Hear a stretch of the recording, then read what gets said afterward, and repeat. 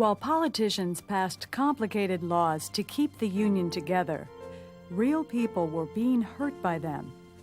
The issue of slave versus free state came to a head in 1857 when the Supreme Court ruled against Missouri slave Dred Scott in his petition for freedom. Back in the 1830s, Scott's master had taken him to live in Illinois and the Wisconsin Territory. Dred Scott sued his master in Missouri, basically saying that when his master had taken him to free territory in Illinois and in what is now Minnesota, he had become free because according to the Missouri Compromise of 1820, slavery could not exist in free territories. His owners argued that property was property, which they could take wherever they wanted, free state or not. Well, Dred Scott, of course, lost the case in 1857 when the Supreme Court decided to say that Dred Scott was not a citizen of the United States, that blacks had no rights that a white man was bound to respect, and they essentially said that the Congress could not regulate slavery in the United States.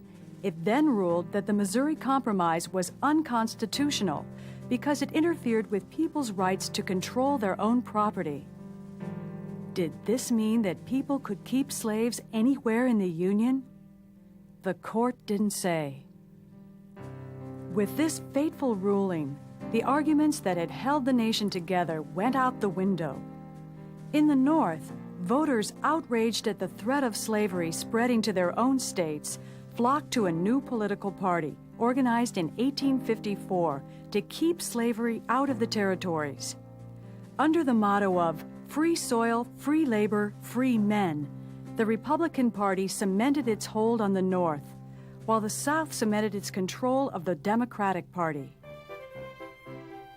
Illinois, 1858. The Senate race between Democratic Party leader Stephen Douglas and an obscure one-time congressman by the name of Abraham Lincoln rivets national attention as Lincoln and Douglas debate the fate of the Union. A house divided against itself cannot stand. I believe this government cannot endure permanently half slave and half free.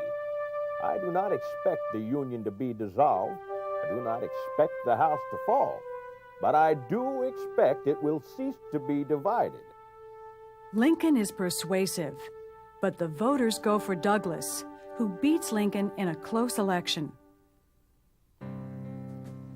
October 16, 1859. John Brown and 20 heavily armed black and white followers seized the federal arsenal in Harper's Ferry, hoping to start a slave rebellion that would spread through the South.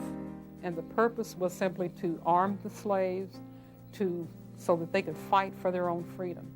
And that particular action showed the South that abolitionists were willing to do more than just talk in order to bring about an end to slavery. And it really frightened them. Convicted and condemned to hang for the attack, Brown remains defiant to the last. I, John Brown, am now quite certain that the crimes of this guilty land will never be purged away